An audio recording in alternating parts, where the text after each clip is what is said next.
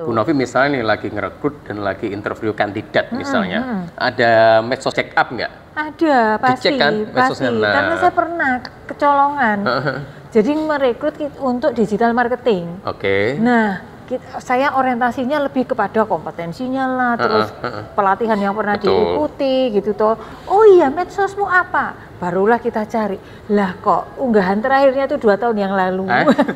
Orang digital marketing kok tuh unggahannya itu 2 tahun yang lalu, dan dia di situ. Padahal program medsos kan cepat. Cepat, dan di situ unggahannya cuma berapa? Waduh, saya sudah bilang fix salah rekrut.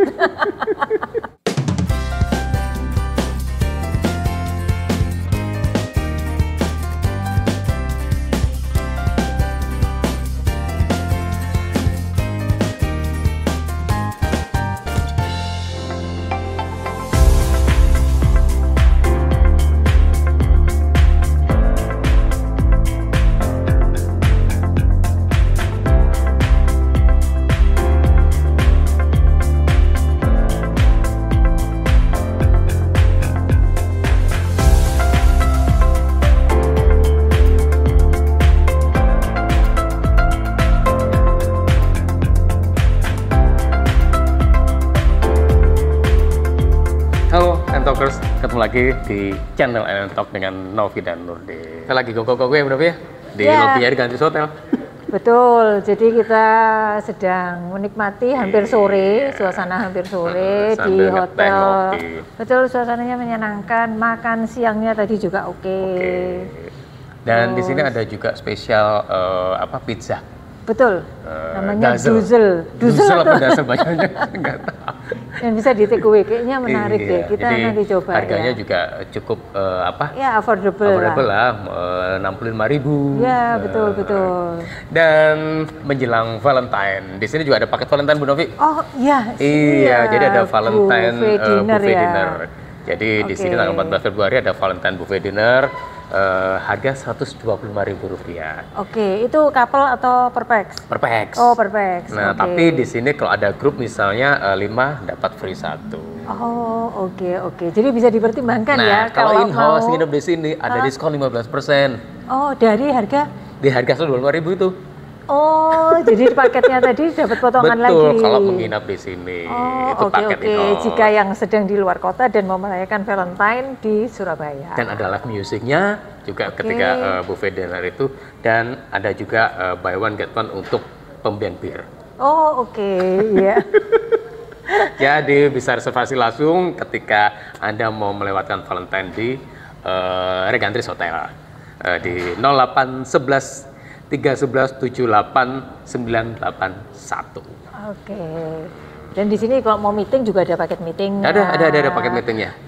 Ballroomnya cukup luas. Ada bisa 100 lengkap. Pack ya untuk round table. Nah, jadi kalau yang berdiri juga lebih banyak lagi pastinya. Lebih banyak lagi.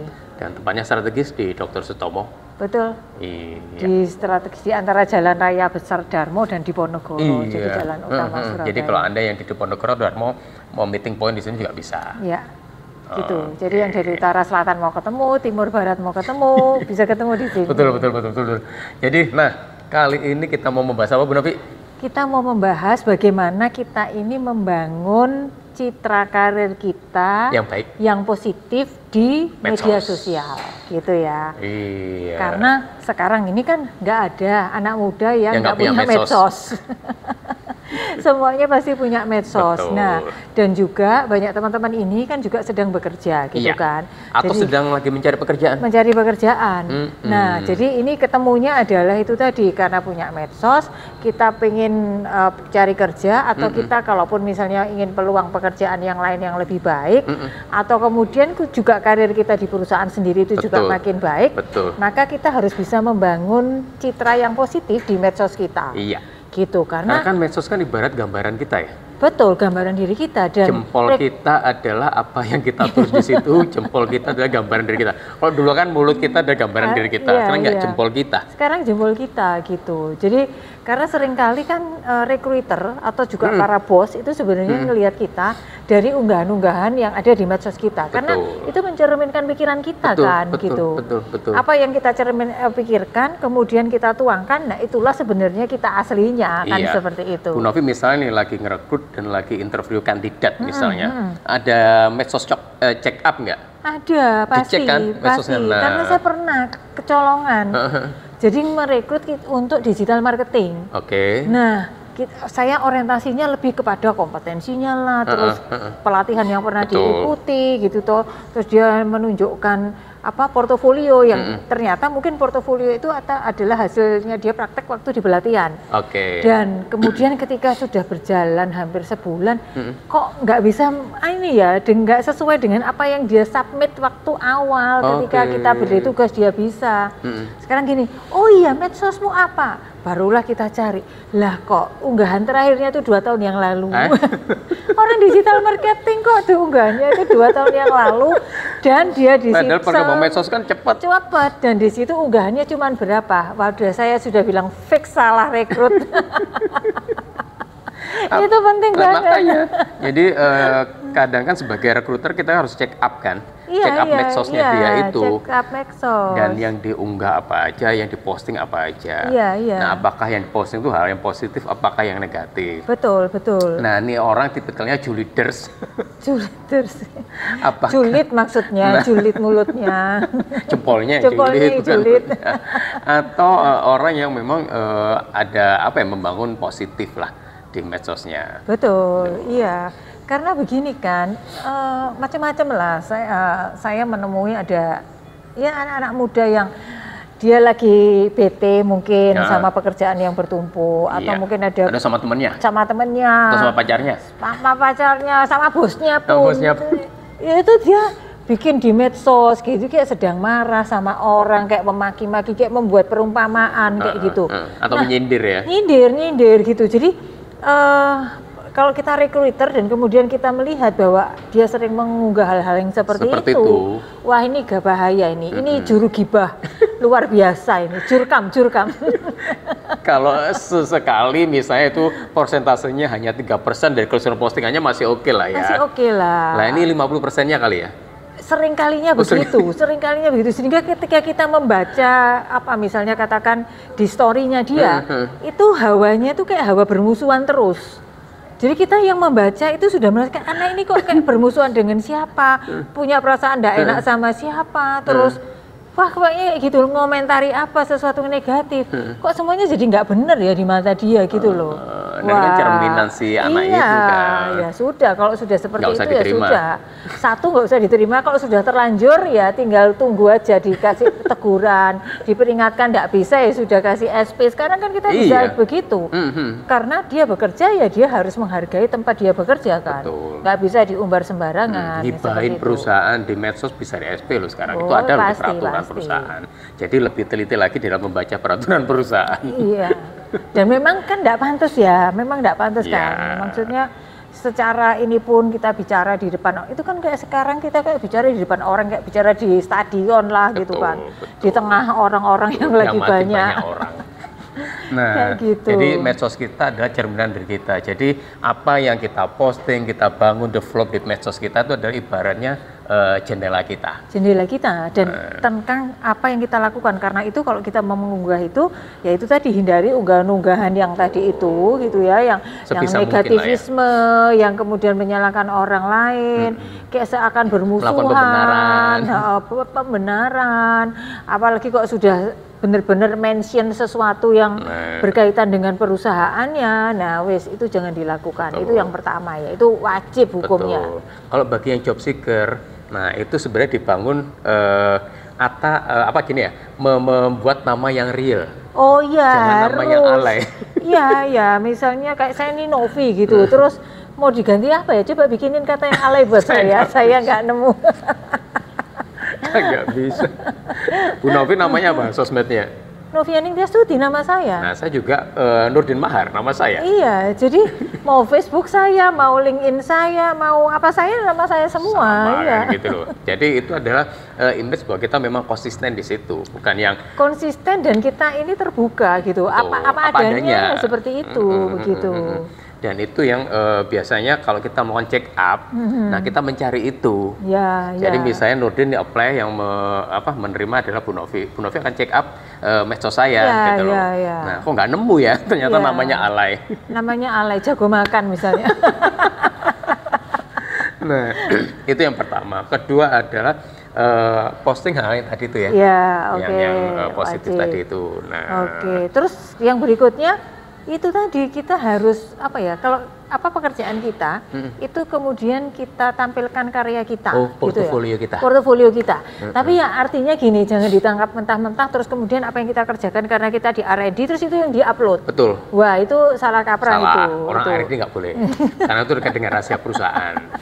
Ya jangan salah menangkap ya. Betul. Jadi apa yang aktivitas-aktivitas kita yang positif di pekerjaan, hasil karya kita meeting dengan pihak-pihak tertentu yang kemudian mungkin nggak harus klien kita yang kita jadikan ini ya fotonya kita munculkan, tetapi ada hal-hal yang berkaitan dengan pekerjaan kita, yang berkaitan dengan karir kita itu boleh. Kita upload di sana. Kecuali untuk riset tadi itu betul, hasil research lah, terus peraturan perusahaan lah, terus kemudian apa yang berkaitan dengan pekerjaan sesuatu yang mungkin belum boleh dipublish, konfidensial seperti itu. Nah itu tidak perlu lah kalau untuk yang job seeker, mahasiswa, nah karya-karya Anda ketika mahasiswa itu masih kuliah itu juga bisa di posting di sana.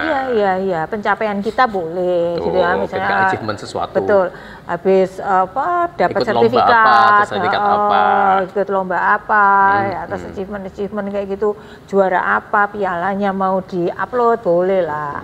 Bukan pialanya sih, orangnya dan pialanya. Oh iya, pialanya bisa piala yang lain. Penghargaannya lah intinya.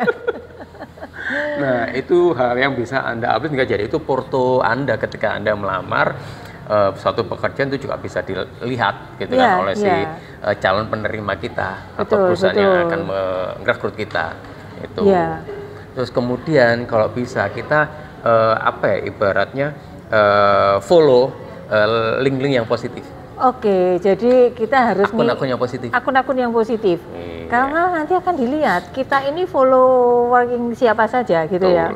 Kita following siapa saja itu akan kelihatan bagaimana ya aslinya kita lah, gitu. Bagaimana kita concern terhadap apa yang kita kerjakan. Iya. Seperti itu. Nah, jadi itu yang harus kita sarankan untuk dilakukan. Betul. Jadi tadi selain follow akun-akun inspirasi lah, hal-hal yang positif yang terkait dengan profesi kita dan atau karir kita. Betul. Itu kita juga harus ikut kita bernetworking gitu ya dengan orang-orang yang memang di bidang itu, gitu ya. Jadi selain tadi mengikuti sebenarnya juga banyak hal yang kita bisa menambah wawasan dengan akun-akun atau link-link tersebut. Betul. Dengan ibaratnya kalau mau belajar free di situ. Iya, belajar free di situ. Terus suka mereka ada ke webinar, suka mereka punya hasil riset yang bisa diunduh gratis. Betul. Kemudian juga ada e-booknya seperti itu. Nah itu bisa didapatkan dari sana. Atau kita join member apa kan? Gitu iya, join terus organisasi apa yang kita ikuti. Nah itu benar-benar mencerminkan. Karena kalau kita ini berkarir itu pernah mungkin saya sampaikan bahwa kita ini harus membuat T-shape gitu ya. T-shape itu kalau di dalam karir yang T yang cagaknya yang di atas ini adalah core-nya kita yang mencerminkan diri kita. Lalu T yang di atas yang seperti ini gitu ya. Ini adalah bidang-bidang lain yang relevan dengan pekerjaan kita.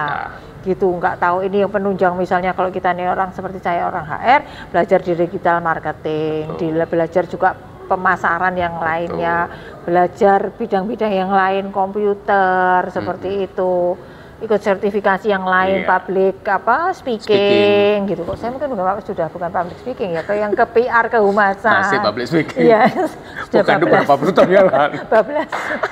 Nah, yang seperti itu yang kemudian harus kita kuati. Nah, itu tadi T yang lainnya yang di atas ini yang Anda harus cari dan itu kemudian Anda bisa kembangkan di sana. Betul, kayak saya follow akunnya Harvard Business Review. Nah, di situ saya dapat wawasan tentang hal-hal bisnis yang di review oleh Harvard itu kan. Betul. Jadi saya dapat yang terbaru apa sih?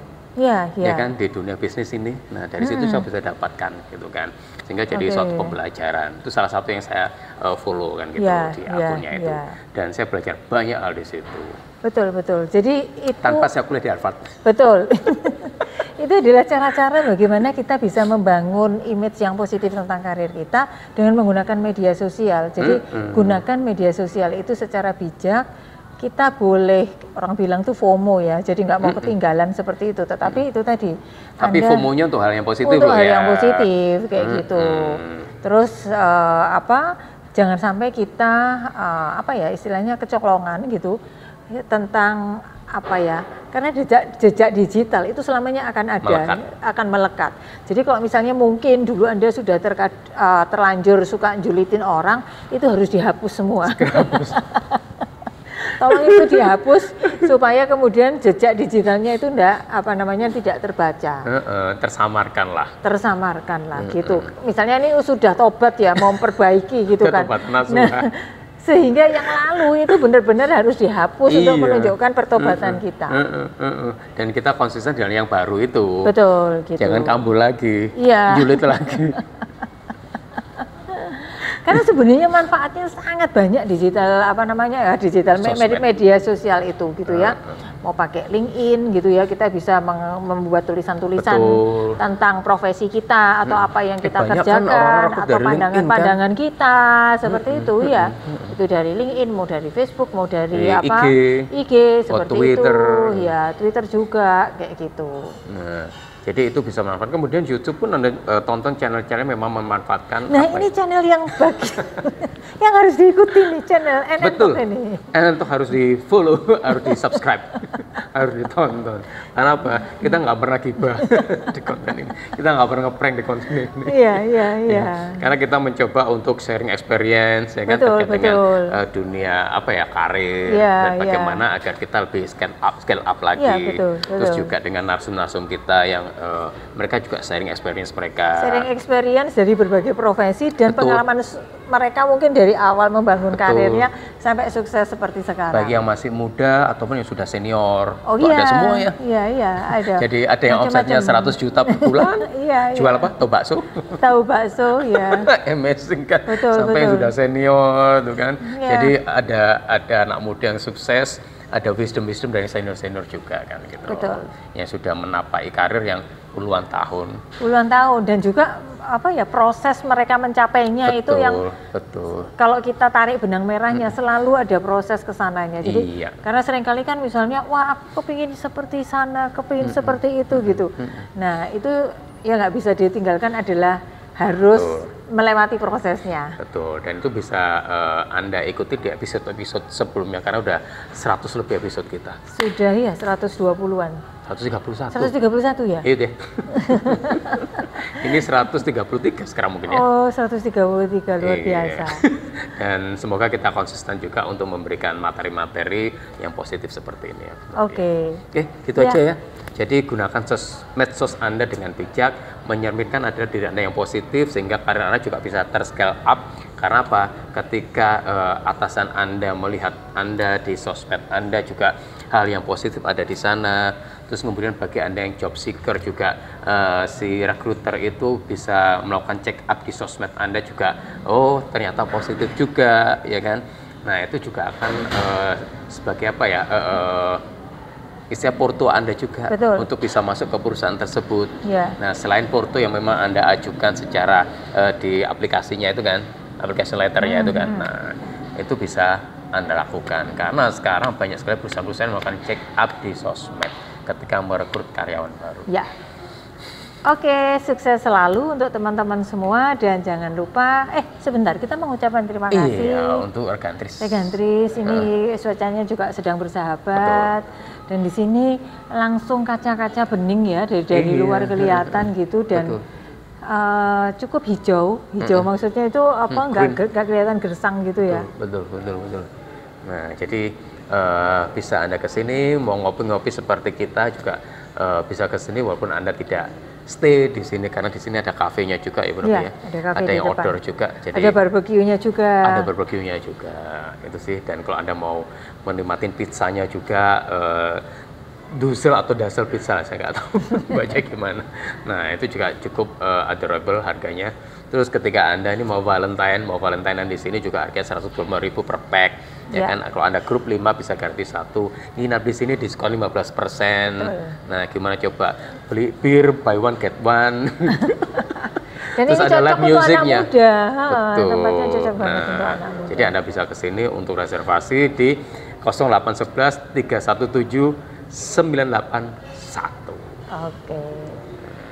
Oke, jangan lupa untuk like, subscribe dan juga share informasi ini. Lalu kalau sudah tolong jangan lupa nyalakan juga loncengnya supaya kemudian dapat postingan yang terbaru dari kami. Ya, itu.